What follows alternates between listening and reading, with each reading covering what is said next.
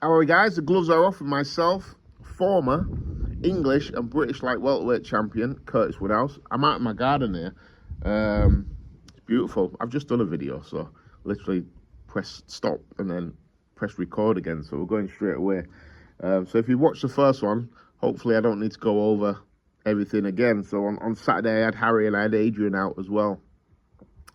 And Adrian was in a tough fight. That kid, I think he had 9 wins, 2 losses, and his eight of his 9 wins were via knockout inside 2 rounds. So the game plan with Adrian was to really be focused behind that jab.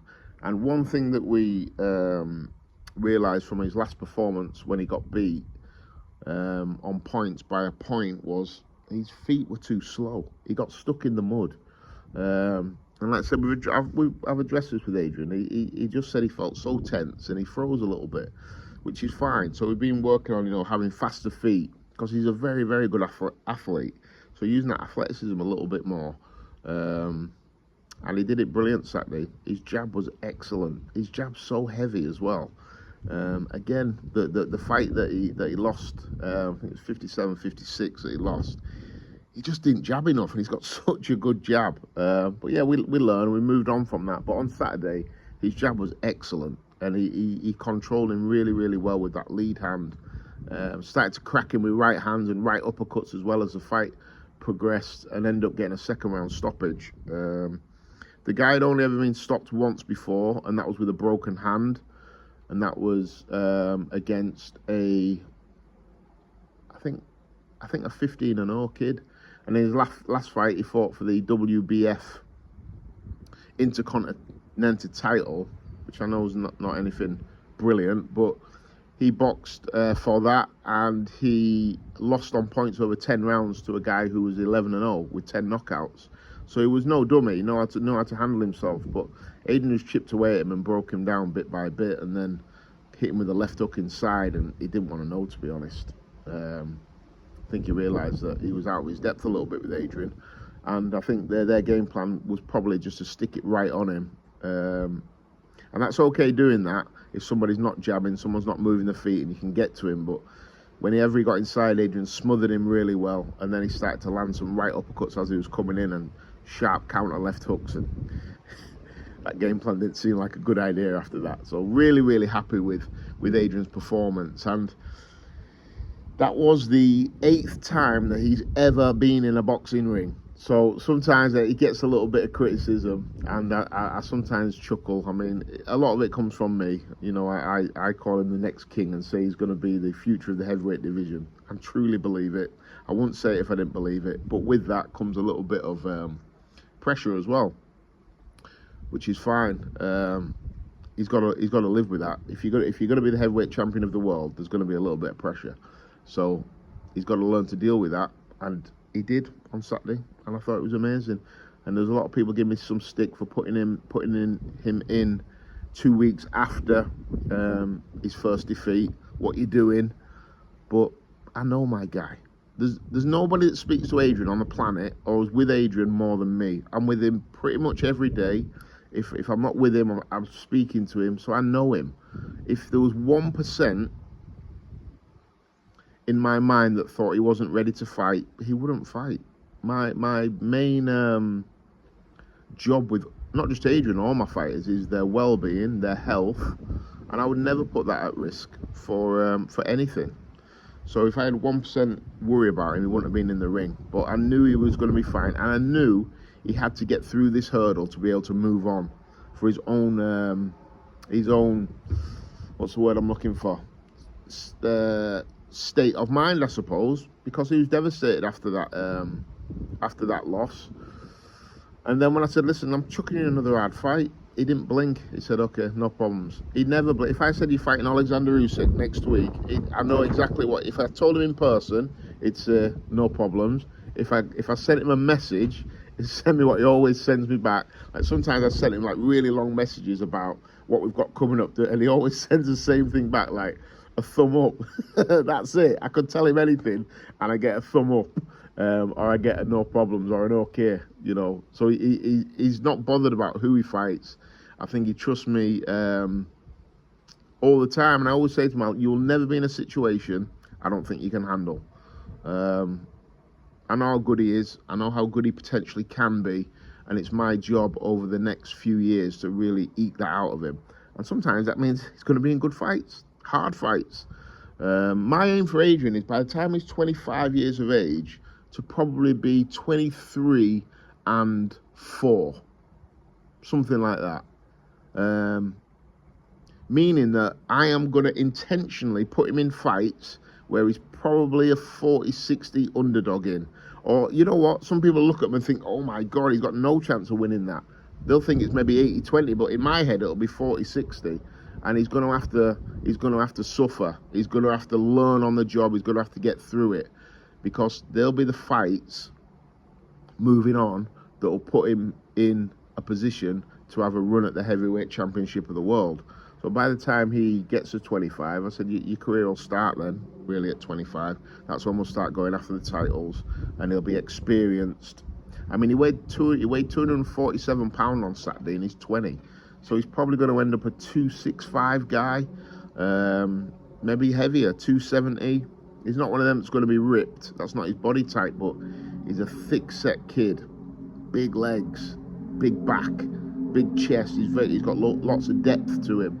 6'5". Probably stopped growing. Well, I don't know. You know, he had to order some boots about 6 months ago because his feet had grown. So he might get another. They might get a little bit taller. Who knows? But he's got a lot of development still to go. And I really think the kid's going to be a special fighter. And these setbacks are going to be the making of him. If a setback doesn't break your will, they're not bad things, and he's come through it really, really well.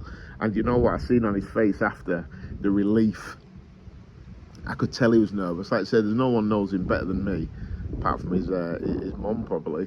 But yeah, I could feel in that dressing room he was tense. And what did he say to me in there? He after I'd done his gloves up, actually, he was faffing around with them. Telling me it's a bit tight, that. So I unloosened it, put it on again, and then he said, my other one's a bit tight as well. And that's just anxiety going through your body, trying to tell you, am I ready or not? In the end, I said, listen, your gloves are fine. Just go out there and do your thing, mate. Just go and be you. His ring walk was better, took longer up there. I said, embrace it. Embrace that anxiety. Shake it out. You know, these are all things he's got to learn. He's such a novice in this game. And the reason why I turned him pro so early is for these lessons. So he's learning in a professional environment to be a professional fighter. Like I said, people that know me know I'm not a fan of amateur boxing at all. Him fighting on a Tuesday night at a workingman's club against someone that trains 3 days a week will not develop him better than being over in Holland against some Polish kid who's trying to take your head off when no one speaks English. That develops you so much more. So this is the route we're going to go with him. So he turns 20 when he's 21 in December. So he's got a long way before the career even starts, really. When I say start, I mean like the British titles and things like that. Listen, he's probably going to get there earlier because he's going to be hard to really slow down at times. But in my head, his career is from 25 to 35. There is 10 years where we'll find out how good he is. Not from 18 to 25. He turned pro at 18. So yeah, I mean, he boxed brilliant. I was really, really happy. His jab as well was disgusting. I think it was Harry put on his Facebook or Twitter saying, like, when you watch it on TV, you don't get a proper understanding of the noise it makes. When you sat ringside and you hear Hayden's jab go in, it just sounds different. It's very, very heavy. And he busted him up with it, and he didn't want to know, to be fair. He cracked it with that left hook inside. He started moaning, saying Adrian hit him in the throat, and he wanted out of there. And yeah, it was a great stoppage. Victory for Adrian. Looks great on his record against, like I said, his last 3 opponents have all had winning records, Adrian, I think. Yeah, the kid who'd had 7, won 5, lost 2. I think, so that Adam Kolarek had, I think he'd had 18, won 9, lost 9. And then this guy who'd had 11, won 9, lost 2. So I'm matching him. I wouldn't say hard because I wouldn't try and pull the wool over anybody's eyes and like think I'm putting him in the killers. I'm not, but I'm matching him to have friction. Friction, I'd say. Yeah, I'm matching him to have to come through sticky periods. So again, like I said, it can't all be one-way traffic. And some of the issues that Adrian had in the fight that he lost by a point was he'd knocked kids out too early. Unfortunately, in 9 months he'd had one round because he got injured. He had the problem with his rotary cuff, so we were out like 6 or 7 months, and then started training 2 months, and then he got the fight and he had a 1 round knockout, and then we went straight into a fight after that, and it ended up being his first tough 6 rounder where he had to inhale and get that second wind, and it wasn't quite in there.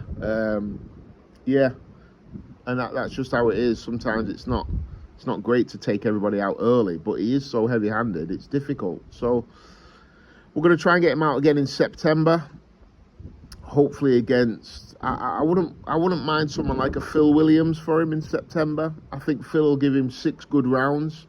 I wouldn't mind that fight for Phil. I've spoke to his manager in the past, so I'm going to see his availability for September, and then we'll look what he does towards the end of the year. But I would like a few tough 6 rounders, 8 rounders under his belt to take us into 2026 and see where we are then. And like I said, just slowly build. But yeah, that's a bit of a debrief for the 2 lads over in Holland at the weekend. Yeah, mega proud of them both, because you know it's not easy to do what they've done on foreign soil. The venue was packed and it was red hot in there as well.